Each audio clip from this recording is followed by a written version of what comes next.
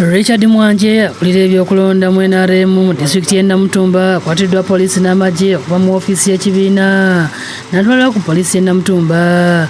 Fred Bangu RDC w'e Namutumba ategeeza nti ebikwasizza Mwanje byekuusa mu kujingira ebyava mu kulonda bw'atalangira mu butongole byava mu bifo ebimu kyokka n'alimba e Kampala nga bwe yabirangirira. Ekyatukuba encuku kayo kuwulira nti watuukeere yakobera yabuzabuza akakiiko aka mwami West Watango Doi nti Luza said yadeclaringa nga twena tuliwo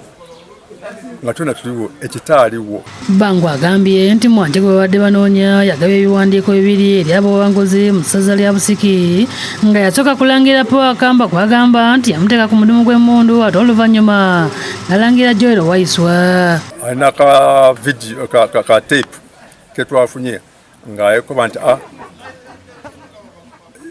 yaba forced okuwa ono Bakamba ku gun point mu kyalo I think iwawo ereganga katonya Akamba atamule ne mundu so yatumwese kudakuonga yonge ku otangaza kuongejo kineyo.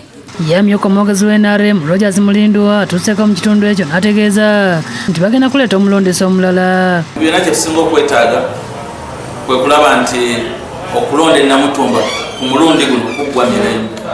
Tetwagala mu kavuyo konna.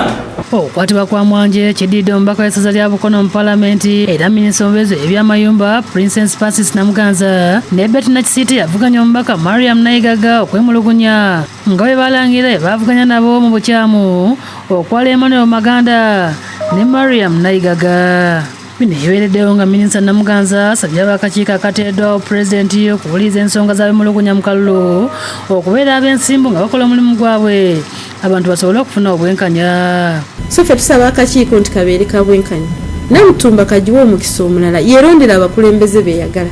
So akakiiko nkasubiramu okubeera kabwenkanya kubanga pulezidenti yakataddewo. Abadde mu lukuŋŋaana lw'abannamawulire lwatuuzizza ku ofiisi ye mu Kampala ng'akukkulumidde abakulira akakiiko k'ebyokulonda mu NRM mu ggwanga era nga nabo bamaze okuteekayo okwemulugunya kwabwe mu kakiiko akateereddwawo.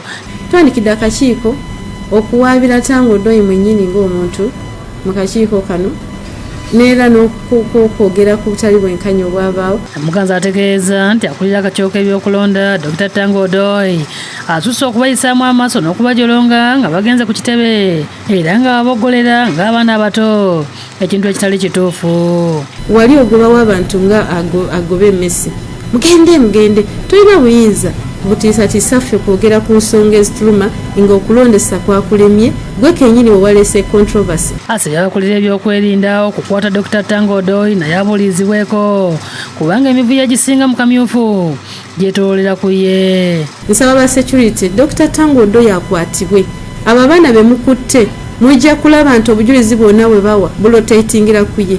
Minisita Namuganza wadde Dr. Tango Doi amagezi amwesonyiwa obutamwogerako kubanga si yamugambye avuluge ebyavudde mu kulonda. Wandibadde okonsentratinga kukola ku emirimu gyo pulezidenti ze yakuwa chairman we party ne party ze yakuwa n'okola ekintu ekituufu n'olekera okuswaza party yaffe n'olaga obusobi bwo kubanga tayitolo ya dokita ekitegeeza nti olina obukugu obwo. Kyokka olunaku olw'eggulo Dr. Tango Doi bwe yabadde ayogerako ne bannamawulire yalabudde minisita Namuganza nti akomye okugenda ku mikutu gy'amawulire egy'enjawulo ng'abakolokota akkiriza ebyava mu kulonda.